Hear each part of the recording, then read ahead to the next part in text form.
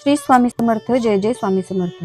चला तर मंडळी, आज आपण श्रवण करूया श्री अधिक मास महात्म्य कथासार यातील अध्याय 26. गुणवतीचे आगळे तेज. नारायण म्हणाले, लक्ष्मी, आता या अध्यायात अधिक मासातील व्रतांच्या पुण्यामुळे माणसाला कसे नवे तेज प्राप्त होते याबद्दलची एक कथा सांगतो. पूर्वी वीरबाहू नावाचा एक महान प्रतापी राजा होता. त्याची राणी यशोमती अतिशय सुंदर आणि राजाची खूपच आवडती होती. वीरबाहूच्या राज्यात सदैव सुखशांती नांदत होती.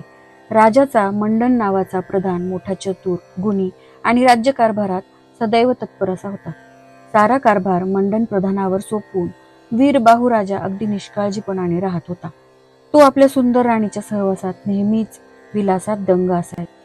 पुढे एकदा अधिक मास आला.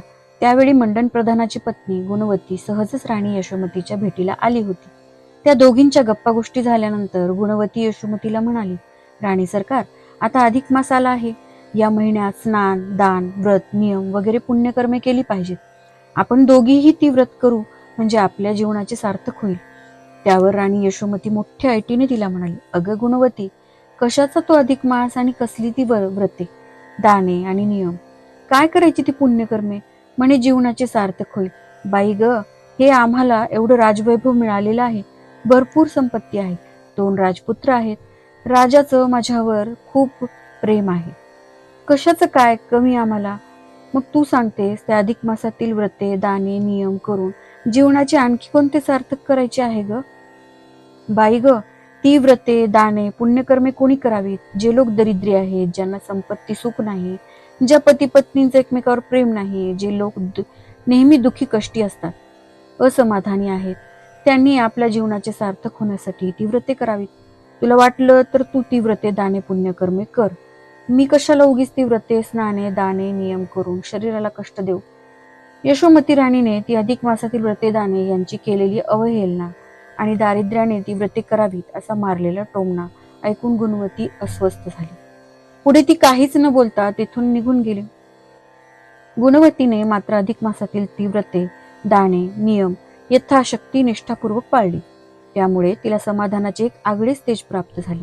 तिचा चेहरा सदोदित तजेलदार, टवटवीत झाला. तिचे डोळे सदैव काजळ घातल्याप्रमाणे दिसू लागले. तिच्या कपाळावर हळदी कुंकू आणि भांगात गुलाल भरलेला सतत दिसू लागला.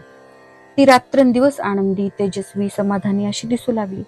यशोमती राणीने मात्र अधिक मासातील एकही व्रत, दान, नियम काहीच केले नाही. ती सदैव विलासात लोळत राहिली. अधिक मास व्रते, दाने करणाऱ्या स्त्रियांची ती कुचेष्टा करू लागली. ती म्हणाली, बायांनो, लवकर मोक्षपदाला जा बरं. परलोकात त्या पुरुषोत्तमाने दिलेले सुख मला येऊन सांगा हो. अधिक मास व्रताच्या केलेल्या त्या कुचेष्टांचा परिणाम म्हणा किंवा त्यापेक्षाही त्या 13व्या विना सूर्यक्रांत संक्रांतीच्या महिन्यातील विशिष्ट वातावरणात आरोग्याचे नियम न पाळता केलेल्या अतिविलास कर्मांच्या आरोग्यदृष्ट्या झालेल्या दुष्परिणामांमुळे म्हणा, यशोमती राणीची प्रकृती एके दिवशी अचानक एकदम बिघडली आणि तिला सपाटून ताप आला. राणी तापाने एकदम बेशुद्ध पडली. ती वार्ता कळताच राजवाड्यात खूपच धावपळ झाली. औषधोपचाराला काय कमी, परंतु काही केल्या राणीला आराम वाटेना. अखेर 3 दिवसांनी राणी शुद्धीवर आली. ती उठून बोलू लागली. अशा वेळी प्रधान पत्नी गुणवती राजवाड्यात यशोमती राणीला भेटायला आली होती. पण गुणवतीला पाहताच यशोमती राणी एकदम खवळून उठली आणि संतापून ती गुणवतीला म्हणाली, माझी ही दुखण्याची अवस्था पाहून सगळ्या मंडळींना काळजी लागली होती, पण तू मात्र दुष्टच आहेस. खुशाल डोळ्यात काजळ घालून, भांगी गुलाल भरून आणि तोंडात पाण्याचा विडा रंगवून एटीत मला भेटायला आलीस. तुझ्या तोंडावर चिंतेची काहीच छटा नाही. साज शृंगार करून, नट्टापट्टा करून तू मला भेटायला आलीस. निर्लज्ज स्त्रिये, मी राणी आहे, तू आमच्या सेवकाची सेविका आहेस. तुला काहीच दुःख वाटत नाही. जा इथून, निघ. मला यापुढे तुझे तोंड पाहवत नाही. चालती हो इथून. यशोमती राणीचे ते बोलणे ऐकून गुणवती थक्कच झाली. ती बिचारी निमूटपणे निघून गेली आणि घरी जाऊन रडत बसली. मंडन प्रधानाने गुणवतीची खूप समजूत घातली. राणीने दुखण्याच्या भरात तुला हाकलून दिले. तिचे बोलणे मनावर घेऊ नको. हे पतीचे समजुतीचे बोलणे ऐकून गुणवती म्हणाली, अहो, पण मी काय मुद्दाम नट्टापट्टा करून गेली होती की काय? माझे विड्याने रंगलेले तोंड, भांगी शेंदूर आणि हा माझा टवटवीतपणा चेहरा, काजळ, कुंकू हे आगळे तेज मला ह्या अधिक मासाच्या व्रतामुळे भेटले आहे. हे तर राणीने ओळखले नाही. माझा अपमान केला, त्याला काय म्हणावे? गुणवतीचे हे बोलणे चालू असताना तेथे राजाचे शिपाई आले आणि त्यांनी मंडन प्रधान आणि गुणवती यांना तुरुंगात पाठवण्याची राजाज्ञाच दाखवली. त्या राजाज्ञेपुढे कोणाचे काय चालणार? मंडन प्रधान आणि गुणवती यांनी गुपचूप निमूटपणे ती आज्ञा पाळून तुरुंगवास पत्करला. तुरुंगात असताना सुद्धा गुणवतीने आपले अधिक मास व्रतनियम चालूच ठेवले, उद्यापनही केले. त्यामुळे तिला आणखी आगळे तेज प्राप्त झाले. पुरुषोत्तमाच्या कृपेने तिकडे राजा वीरबाहू याला मात्र निरनिराळे दृष्टांत होत होते. वीरबाहू राजा अस्वस्थ झाला. त्याच्या मनात नेहमी येई राणी यशोमतीच्या सांगण्यावरून आपण मंडन प्रधानाला आणि गुणवतीला कैदेत टाकले, हा अन्यायच केला आहे. या विचाराने तो बेचैन होईल. राणीच्या दुखण्याच्या वेळी गुणवती मुद्दाम नट्टापट्टा करून कशाला येईल? मग वीरबाहू राजा मुद्दाम तुरुंगात जाऊन गुणवतीला पाहू लागला, तर प्रत्येक वेळी तिच्या चेहऱ्यावर आगळे तेज त्याला दिसू लागले.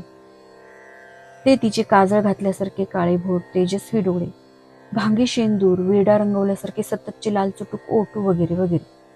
मग एके दिवशी वीरबाहू राजा यशोमतीला एकांतात म्हणाला, तुझ्या सांगण्यावरून मी प्रधान मंडन आणि त्याची पत्नी गुणवती यांना तुरुंगात टाकले खरे, पण तुरुंगात सुद्धा ती गुणवती तिचे ते अधिक मासातील व्रतनियम पाळत आहे आणि त्या व्रतांच्या प्रभावाने तिचे आगळे तेज खुलत आहे.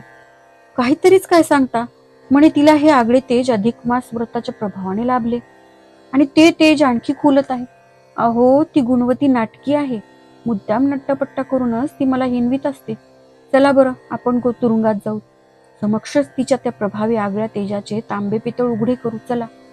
असे बोलून राणी यशोमती राजासह थेट तुरुंगात गेली.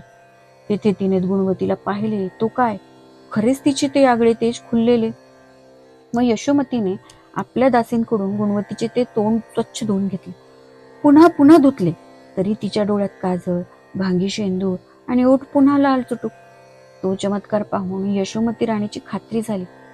अधिक मास व्रत पालनाचे महत्व तिला पटले. आपण त्या व्रताची प्रचेष्टा केल्याचे फळही कसे आपल्याला भेटले हे तिच्या ध्यानी आले.